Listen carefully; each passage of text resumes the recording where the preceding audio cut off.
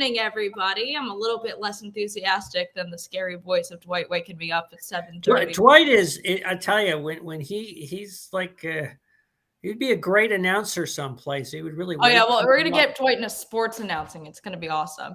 Right. My name is Jackie Saxton. I'm joined by my co-host Mark Unkefer. We are going to vamp for a few minutes while we wait for our special guest tonight, but I'm going to use that time, Mark, to get your ear on something local happening in Montgomery County, if I may. So one of the many hats that I wear in Republican politics is I founded the Maryland Republican Jewish Council, and we've been talking a lot today over a decision that the county council made yesterday, which was we're going to vote on having the county adopt the IHRA definition of anti-Semitism, which includes, for those of you who don't know, language surrounding anti-Zionism, which really walks that fine line between anti-Zionism and anti-Semitism. And they caved to the pressure from CAIR, an Arabic rights group, and decided to pull that vote from the agenda. And have since, I believe, pushed that vote to September. And I'm curious kind of your initial thoughts on that and where you think this is going to go, particularly because Montgomery County has such a high Jewish population. You know, it's interesting that this has been a challenge that the left seems to have walked into because of its desire to cater to I just loosely described anti-Zionist efforts that really make a whole lot of very fallacious assumptions about Israel. I mean, when you kind of break down the critique of Israel, they kind of ignore the fact that Jews were present there. I mean, there's just a lot of history that the misdescription, if you will, of the relationship, the treatment of the role of Arabs as citizens within Israel. I mean, there's a whole host of failures that is being lost by the left, the portion of the left. I think it's fair to say it's not the entire left, but a substantial portion of the left, which is driving this agenda on the part of progressives in general. Yeah, and the argument that the Arab community is making against the IHR definition in general is that it's a restriction on free speech. They're saying that, well, you're saying we can't criticize the Israeli government and the decisions that they're making, which I think is a common misconception. There's nothing, I mean, I know plenty of Jewish people who say, hey, this is not the smartest move on the Israeli government's part. But I think that's definitely one of those misconceptions. It's definitely an education thing. And that is a complete misstatement of what they're asking for, which is that, as you say, that, you know, political criticism is, there's probably there are few more fractious democracies in the world than Israel. It's we could go into a whole nother episode about that. They're having another election. Yeah, that's a whole nother show. So no, that has not been the criticism that's come, and it is not just. I mean, it's not just religious in terms of Muslims pushing for this. It is this a woke agenda on the part of the left that identifies the Palestinians as being, well, or misidentifies them as a colonial people, which they never were and have not been, never were. But it is certainly divided the left, and it's interesting to see the Tacoma Park lefties have to try and skate that balance, because, as you said, there's a very substantial Jewish population in Montgomery County, and 3 Jewish councilmen, I believe, right? Sidney Katz, Andrew Friedson, who's the one who brought the bill forward, and Andrew Glass. Right. So, it's definitely going to be something that I'm keeping an eye on. I know the Jewish Council is keeping an eye on, and hopefully more of the Jewish community speaks up in support of adopting that definition. I know there are states that have adopted that definition, and hopefully Maryland becomes one of those states as well in the future. Let's see, what else is going on in the news? I saw today that the Fed is increasing interest rates 75 points. So those of you who know me, I've actually been house hunting, so that's hopefully going to cool down the market a little more. But it'll be interesting what it does to affect mortgages. It could. The perception is the economy is slowing. then that could bring mortgage rates down and create, in general terms, an inverted yield curve, which occurs when the short rates are higher than the long-term rates. Mm-hmm. And then similarly, I saw that Manchin has reached a deal on, he's saying Build Back Better is dead. They're calling it something else, but it's supposed to tamp down on inflation, what they agreed on. I don't know how. Now, he had asked that a portion of this is previous. I mean, in the news accounts today, there was not a lot of information about what's in that total agreement, but he had previously asked that half the money that would be raised from tax increases, primarily corporate tax increases, again, we don't know the details, would be used for deficit reduction. That said, there was in fact money for other things. So I think the three I saw, it was like a minimum 15% increase on taxes for companies that make more than $1 billion. I saw something with regards to cutting prescription drug costs and funding other portions of Obamacare, and then funding for different energy source things, some of them being renewable energies and some of them being fossil fuels. So it's interesting that he chose to go this route when I was talking to my dad about this earlier, when, West Virginia went for Trump by 40%, something like that. So, well, Manchin, I think it probably figured that at some point he's got to cut a deal because he may not always be in quite the position he is right now of being the swing vote. The swing vote, and so he could get what he gets before things happen. There is the man himself. Jason, what are your thoughts on what we're talking about? Jason Trott, welcome to the show. And I like the way you've got your shirt. Why don't you show the full shirt so we know? You know what? There you go. Oh, you had T-shirts for your Central Committee race. Maybe that's why we didn't win, Mark. That's why this says absolutely nothing, right? My shirt has a pun on it. It's like my last week of wearing this. Jason, you got to put your mic up. We got to put your mic up. Sorry, it's the AirPods. Yep. Can you hear me now? Nope. I can hear myself, though. Hold on. And we continue vamping. This is a great.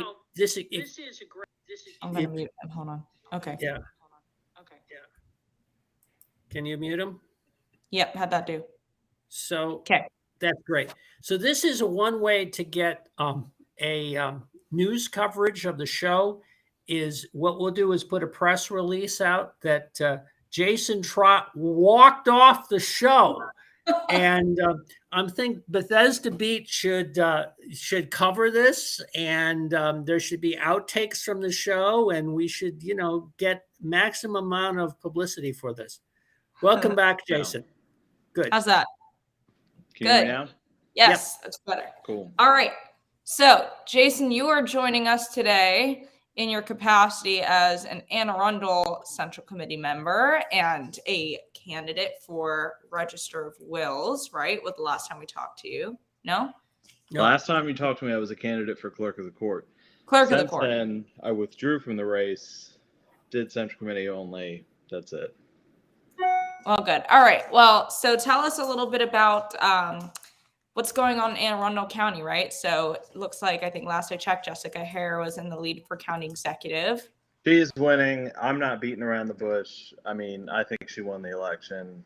I think there's no way that, any of her competitors can catch up. I think Herb McMillan would have to win, I think, somewhere around 65% of the rest of the mail-ins. And I was there at the first mail-in count, and that was not the way the mail-ins were breaking at all. So I would say that Jessica Hare is our presumptive nominee for sure. Awesome. Well, and I'm pulling up the numbers now from the provisional count. They just uploaded those from the County Board of Elections just a minute ago. Well, so when I was reading, I don't remember if it was the Maryland Matters article kind of breaking down the primary or a different one that categorized the general election between Jessica and Stuart Pittman as a toss-up. Would you consider this to be a toss-up race? I mean, I'm a Republican and I root for the Republicans, so I say no. I say it would tilt towards the Republicans. I mean, Stuart Pittman's a super unpopular incumbent, so. But listen, any time that you're running against an incumbent, and particularly in a county like Anne Arundel, which is maybe purple with a reddish tinge, something like that. I mean, it's obviously right now the Democrats control the county council and obviously county executive and a number of the courthouse races. So it obviously is a very competitive place like that. But, one of the interesting things, and I don't know if these numbers held up, but I assume they did, looking at the primary results, it appeared to me that the Republican vote in the primary was substantially ahead of the Democratic vote. Now, A, is that still the case? And B, has that been the case in the past? That was a question intended to stump you with your historical knowledge. So you're saying because there's more primary votes cast in the county for Republicans than Democrat primary votes. So I think 2018 was the first time that the Democrats cast more votes in the primary than Republicans in Anne Arundel County. And I don't think most people thought it was a big deal because we had no primary for county executive. We had no primary for governor. So I think most people kind of cast that aside, but it ended up we probably was something we should have worried about because we lost a whole lot of races. So yeah. And it is comforting that it's kind of gone back a little bit. It seems to be like we're slightly ahead, especially when, they had pretty contentious primaries up and down the ballot. I mean, we had one for governor, but that was about it. Mm-hmm. Well, and you did have pretty hot and heavy county executive primary too. I was going to say. And to tell you the truth, from standing early voting for a week and, on election day, I think more people in Anne Arundel County had an opinion on that race than they did the governor's race, to tell you the truth. That's interesting. Yeah. And you said that you were there while they were counting some of the mail-in ballots, right? So this is the first major election cycle since the 2020, and all the drama that went with that. So what was that like? Did you find a lot more Republicans than you would have expected there, or was there a lot more scrutiny going on? Republicans like standing there and counting, or watching, like election workers or watchers? Watchers. So when I was there, the only watchers were me and Dirk. I was told that. So I came after lunch, and I swapped. Corinne was there before lunch. I came after lunch and swapped in, and I was told that Herb McMillan and some of his volunteers were there, and Antonio Patoco and some of his volunteers were there before lunch, but then they didn't come back after lunch. So when I was there, it was only me and Dirk, and then probably like 7 or 8 Democrats. So no, there really wasn't that many people. Oh, and then I guess Faith Loudon showed up at some point in the afternoon. So that is an interesting commentary, and I'm curious if that's the case across the board, across the state. So definitely, if you guys were poll watchers and you're watching this, let us know. But when there was so much uproar about election integrity over the past 2 years, I would have thought, and maybe this will be different in the general, maybe we'll see a lot more in the general, we would have seen Republican poll watchers at every location, eyeballing everything with a magnifying glass. Right. I didn't expect it to be, there were a ton of Democrats in the room. I didn't expect there to be, just 2 Republicans when I was there, or 3 the whole time I was there. And it's not like, anybody, all you have to do is go in and sign your name on the sheet. I mean, there's nothing else. There's no advanced training or anything like that. And you can stand there and you can watch, and the elections workers will complain that you're standing too close, but that is what it is. So just for our audience sake, we probably should give the numbers that you referenced just now. So as I see it, Jessica Hare is up by 1,300 votes, 13,900 to 12,600. And of particular relevance is the mail-in ballots so far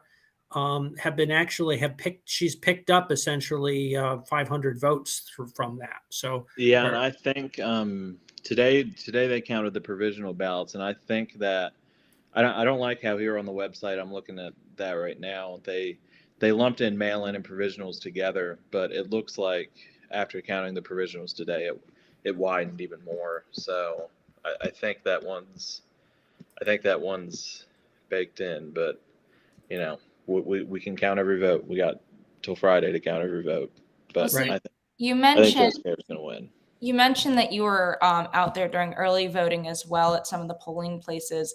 I voted early in Montgomery County, and even just seeing the posts that people were putting up that entire week, there was very low turnout. There were no lines, and even on election day, at least in Montgomery County, it didn't seem like there was a line to vote anywhere. Did you notice something similar in Anne Arundel County, that there was very low turnout, not just Republicans, but everybody? Yeah, I mean, and there were, so the first day and the last day were pretty busy, but every day between that was not busy at all. I mean, there was one day where it like poured down rain the whole day, and there was, I think, so I stood at the Deal Elks Lodge, which is like the southernmost place in Anne Arundel County you can go to early vote. And I think that it was either Saturday or Sunday, it rained all day. I think like 15 people voted in total. And then um, Sunday was a bad day too, because most people thought it was closed. But yeah, the first and last day were busy. It seemed like everywhere. And then there were parts of Anne Arundel County where I would think there would be more Democrats voting early, like Crofton, I guess, where there were more Republicans voting on some days. So that I think what's kind of happened is I think a lot of Democrats that used to vote early have now shifted to doing mail-in, and a lot of Republicans that some Republicans that voted early do mail-in, because I mean we have a decent amount of mail-in votes. Do you think that's a commentary on just kind of it's so much easier to vote by mail now, or is that a commentary on it's July 19th or it's the middle of the summer and I'm going on vacation? I mean, I knew of a couple people who normally wouldn't vote by mail-in ballot, but then they had a vacation plan that week, or I don't know, they were going on a college trip, or any number of things that could be going on in the middle of July. So yeah, I would say so. I think that was a big deal too. I would kind of flip that. I think what's interesting, though, is that given obviously the additional opportunities that exist for either mail-in or early voting, that the bulk of the voting, certainly I'm looking at Anne Arundel numbers, but I know it's true elsewhere as well, was on election day. Right. And that we can speculate as to why that is. Obviously, there are other alternatives. On the other hand, people are used to doing it that way, and obviously there are more election locations, but that does seem to be where the overwhelming majority of the voting takes place. Yeah. And I guess it's going to be interesting to compare those numbers of who voted in what way for the primary versus the general. One, because the time of year is different, but two, because of oh gosh, where am I going with this? Stall, my thought was there, now it's gone. Well, clearly is the summer, or do people want to take more advantage of flexibility during the summer? It can also flip it. There are undoubtedly many people who feel more comfortable voting in person at their local place and feel more comfortable that's their vote's going to count and go on like that. But let's talk less about election. Let's talk about some of the other elections in Anne Arundel County. I mean, one of the important sets of races are the county council race. You have the prospect of, if it's flipping, correct me if I'm wrong, flipping one seat to the Republicans would change the balance of control there. What are your thoughts about the prospects for that? Well, I think we actually were benefited when they did the county council redistricting. So I pretty much assume that the 3 seats we have now will have no problem keeping. Well, I mean, Nathan Volke, as long as he votes for himself on election day, will get reelected. He's unopposed. And then in Council 5, we have Amanda Fiedler, who I think will be a shoe-in to get reelected. I think she's pretty popular in her district. And then in Council 7, the seat that Jessica Hare is vacating. We had a pretty nasty primary actually for that one, between Shannon Ledbetter and Dawn Pulliam and Kaylee Locklear. And I'm actually really interested to see how when the precinct breakdown comes out, to see where the votes came, because from what I saw, because that district is like Southern Anne Arundel County and then Crofton, which is a little bit different. I mean, in Crofton you're bordering Bowie and it's a lot more built up, but then South County is all rural. And from what I saw, and when I got the numbers on election night, it looked like Dawn Pulliam was winning in South County. So I think, and what I thought is that Shannon Ledbetter really cleaned up in Crofton, and that's probably what was going to get her across the finish line if she was going to win. And I think that's probably what happened. But anyway, those 3 seats I think we'll keep without any issue. I mean, those are all pretty Republican-leaning districts. Where there's a chance for pickup is in Council 6, which is we have Mike Panelides, former mayor of Annapolis, running. Right. And from what I've been told, I haven't looked at it too closely, but we picked up some good precincts, I guess, in the Millersville area in that district. So it's kind of extended kind of a lot farther out of Annapolis now, out of the city. So that looks like it could be a good opportunity. And Mike's a good candidate, and he's won in a tough election down there before. And then we have Noel Smith running in Council 2 in Glen Burnie, which is like that's a completely even district. I would say. I mean, it's a complete coin toss who wins. So I think those are two key spots. Cool. And what about at the state legislature level? I know obviously top of the ballot is very important, but at the moment we have a Democrat supermajority in our state legislature. So I feel like we need to be also putting effort into our state Senate and state delegate seats. So are there any that you think there might be flippable in Anne Arundel County this year? Yeah, and I would say so. And it's kind of with redistricting, it got all kind of changed up. So District 33, which was a reliably Republican district, that changed, and then we saw in 2018 Tony McConkey lose by like 100 votes or whatever it was. They chopped that up into 3 single-member districts. So there's one pretty deep blue district in West County, one that's kind of based in Crofton that tilts Republican, and then one in the Arnold-Severna Park area that's kind of pretty much a toss-up district. So there, I think we'll knock out Delegate Heather Bagnall with Carrie Gillespie's running. I think it's District 33C, which is the Arnold-Severna Park one. So I think we'll take her out and pick that up. And then in 33B, which I guess would have been Sid Saab's district, who's running for Senate, we have Stu Schmidt. I think he'll win like with no issue. I've been told that his opponent is not even gonna. He's got plans in the fall. I heard that he's a Renaissance Festival actor, so he's not going to be campaigning during the Renaissance Festival. So maybe he'll be campaigning at the Renaissance Festival. Yeah, now be careful. You know? That's the Robin Ficker strategy. Don't go to the voters. Let the voters come to you. Go stay. So now, I'm sorry, which district was that? That was 33B. 33B. Okay. And then the other pickup opportunity. So that's Stuart Schmidt is running. Yes. Okay. And then the other 2 opportunities I think we have are in 12B, which is it's basically the old District 31A, but they changed the number and they looped it in with Howard County, but then the single member delegate district is the same as the old 31A. It's like it's the northernmost part of Anne Arundel County. It borders Baltimore. There's some good Republican voters there. I think our nominee will be Ashley Arias.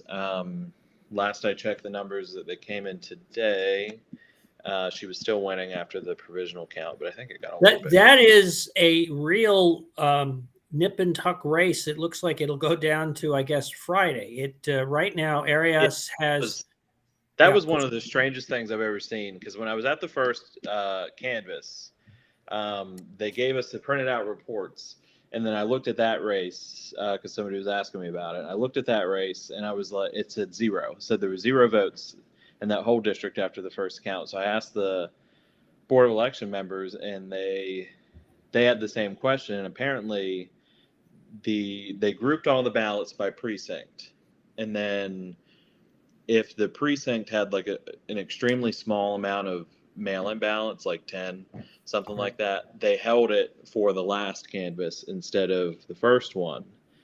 And since there's only about, I can look at it right here, there's only 13 precincts there, and there's not a lot of Republican mail-in votes, they saved them all for the last day and did not do a single one on the first day, which I thought was very odd. But so yeah, because I see today that one of the other guys running, he got more votes on the provisionals, but not by a lot. I think her lead will hold. I mean, there can't be very many mail-in ballots in that district. There are 13 votes separating them at the moment.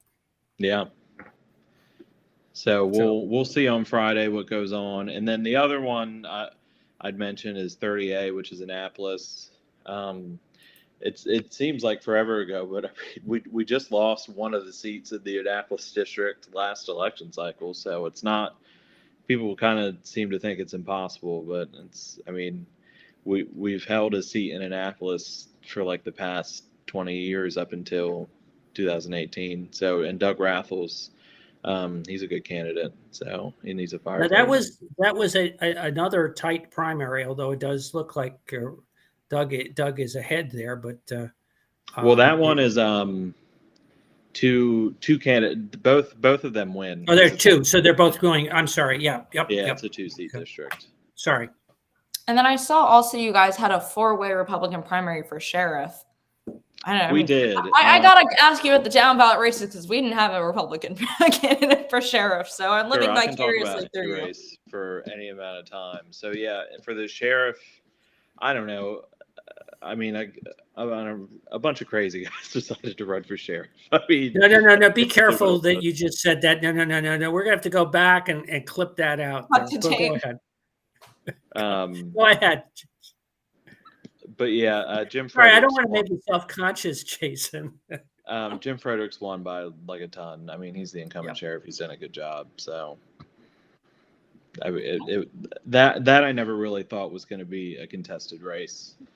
Because most of the other guys, I didn't even really see him campaign other than stick yard signs in the median. So. All right, well, I got something we can all agree on. I want your hot take on this because I know some people who looked at their ballots, didn't know this was a thing, and like, what is going on?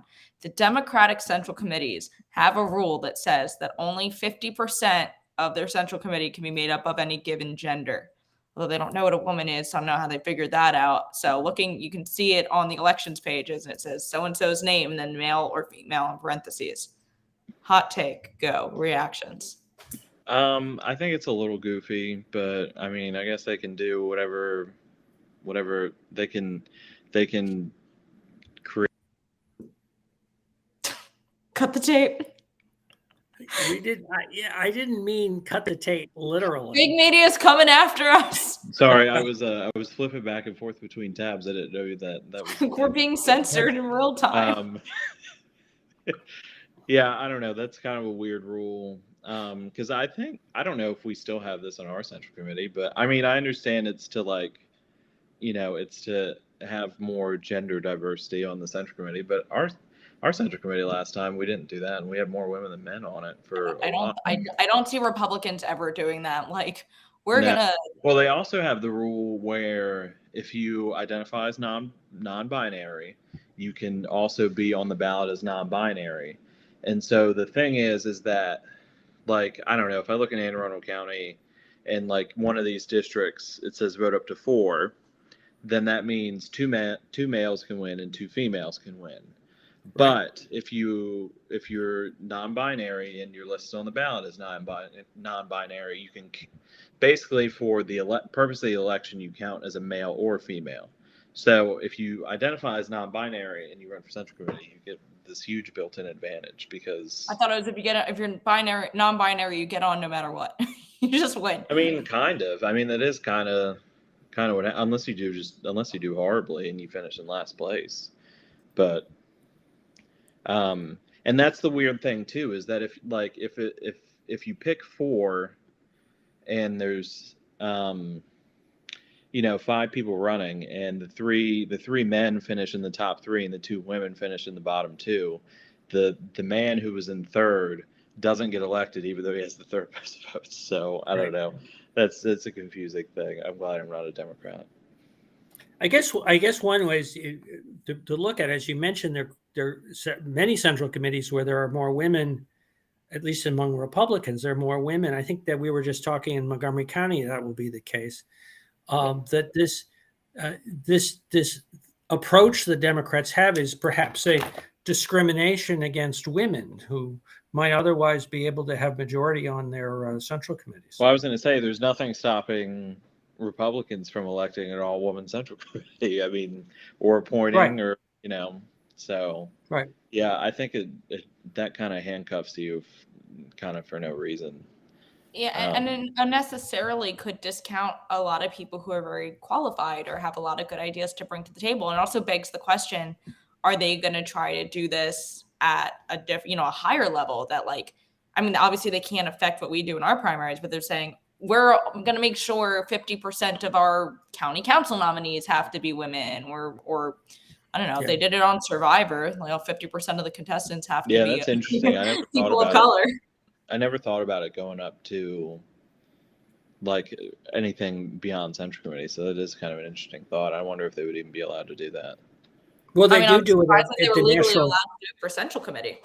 Yeah, they do it at the national convention. I mean, and the legal response is that because parties are private associations, again, quasi-public, parties, both Republican and Democrat, have a fair amount of latitude in the way they develop their rules, and so that's how they can do that. So let's talk about some of the other races in the county. Let's talk. Do you see folks coming together, unifying for the fall? A little bit. I think some people are still holding out hope for Friday, but I mean, we'll see if people change their tune Friday evening when the election's certified. But yeah, I think so. I mean, I think a lot of people. I mean, the big thing was the county executive race here, and it seems like people. I think Stuart Pittman is bad enough that people will get on board. Nobody wants 4 more years of that, because honestly, if we get 4 more years of Pittman, he's going to do a lot of damage to Anne Arundel County before he leaves. And then for the governor's race, I'll be honest, I don't know. There didn't seem to be a big field program or anything like that for either one of them in Anne Arundel County. So I just don't feel like there were many people that were involved in either campaign, to tell you the truth, other than the handful of hardcore people. If you're watching this show, you probably are a hardcore, political person. But so yeah, I haven't seen a whole lot. Yeah, I think as long as we give it a little bit of time, and let the dust settle, let the election get certified, I think people will start to come together. Well, I mean, Mark, you've been through a lot more election cycles than Jason and I have. That is not a comment on your age; it's just a statement of fact. Or my white hair. So, I mean, this can't be a new phenomenon, right? Of a really heated primary, but have you seen it to the point where it's been so heated that the people who are on the losing side just don't come together? Or is it always just give them a couple weeks to cool off? We all unify around candidate. Yeah, no, it can be a challenge, and it's important not to take it for granted. It's, it takes time. I think Jason put his finger on probably the source of glue for a lot of races, is that when folks look at the alternative, they look at the nominee from the other party, whoever won the primary ends up looking a lot more attractive, and that brings people, quote unquote, back home. That said, it does take a while, sometimes in a bit of the proverbial olive branch to encourage that phenomena to take place. And the sooner it happens, the better. So, Jason, I'm going to have you put on your state party hat for a second. And Mark, I guess you as well, since you're also on the board there. As people who are looking into now, okay, we have our slate of candidates going into November. What role, because I think sometimes there's some misconceptions here, what role does the state party play moving into the general election to assist these candidates? You want me to go first? Yeah, you can go first. Because here's what I'm going to say is anybody who just won a primary should call Jason, who has any time of the day or night. He'll answer any time of the day or night, who has the king. Actually, with a setup like that, I really need to start in is we have, the party has a significant amount of data resources that helps identify voters, provides background and contact information for voters. And when campaigns work together, the data that is collected by various campaigns can be aggregated in a way that, basically the information from multiple campaigns can be helpful in identifying how voters lean and what their concerns are and what their issues are. So, we really encourage all campaigns to reach out to the party to make sure they're taking advantage of the resources.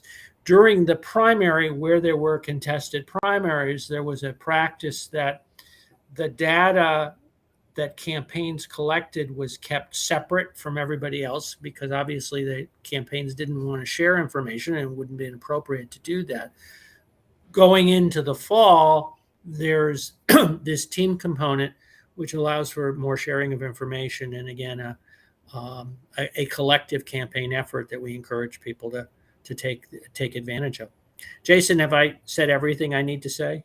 I think so. I think you pretty much hit it. And then, we have a few programs. Like we have the Admirals program if you're a candidate for the House or Senate, which is kind of like a guideline, sort of like basically you work with the state party, and I think Garrett's mostly been doing it. Garrett and Crit, I haven't done much with it. But it's sort of like setting guidelines and setting goals for people to reach. And I think there's a financial incentive in it. But yeah, and we're happy to work with any candidate from any small, I've talked to people who are running for orphans court judge and, try to help them out with what I can. Or all the way up to, we help the candidate for governor or a big race like county executive or something like Congress. I mean, we've also done some, I don't know what the plan is this cycle, but last cycle we did tandem fundraisers with some of our congressional candidates, where we would send our email list and say, give a couple dollars, and half of it went to us and half of it went to them. So that might be a thing that we do too. We haven't talked about it yet, but I think it was in the plan. So yeah, we offer all kinds of stuff. So if there's a candidate watching that needs help, just call or email. Now, we're open 24 hours. Oh, don't say that. Poor Corinne. So much of the support is in kind, and there really are substantial limitations about financial contributions. There are, in state legislative races, on targeted districts, targeted races, some work, some help that the caucuses can provide, although that is limited, and there's only, I won't go into all the specifics of that, but that is targeted.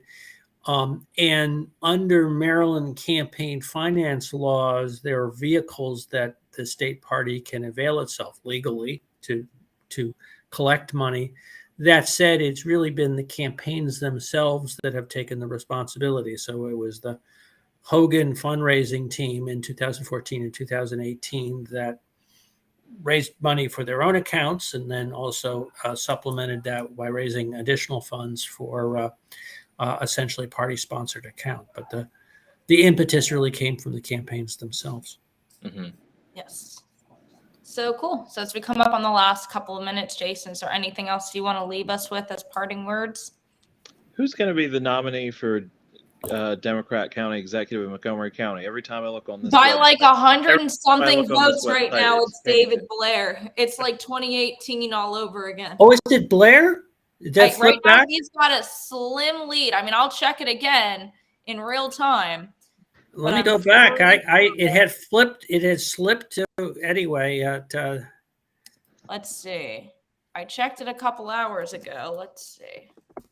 Right now, it's David Blair at 44,722 and Mark Elrich is 44,577, a difference of 0.12%.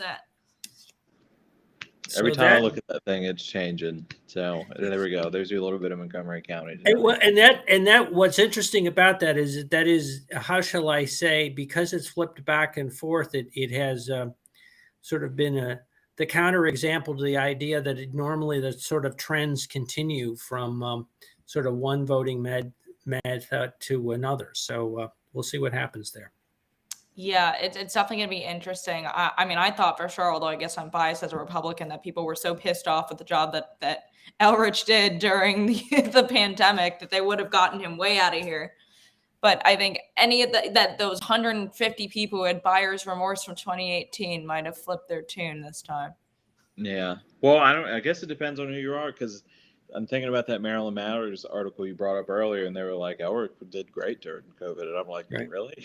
Is that all right?" So what's interesting there is that the lead that Jackie referenced, roughly 150 votes, I guess, if I'm doing my math right, more or less. The mail-in ballots have come in more for Mark Elrich. So the lead that had existed after early voting and after Election Day has slowly whittled away, although there was a time, I think, where Elrich had pulled ahead, and then now it's moved back to David Blair. So it's been an interesting contest. It's a nail biter, and we're going to leave everybody with that. Keep on watching. And everyone, thank you for tuning in. Jason, thank you for joining us. And Mark, thank you for co-hosting with me. And Jeff, thank you for running the board today while Dwight enjoys the crazy humidity of Florida, because I guess it hasn't been hot enough here for his taste. And we'll be back next week with another exciting guest. Have a great night, everybody. Thank you.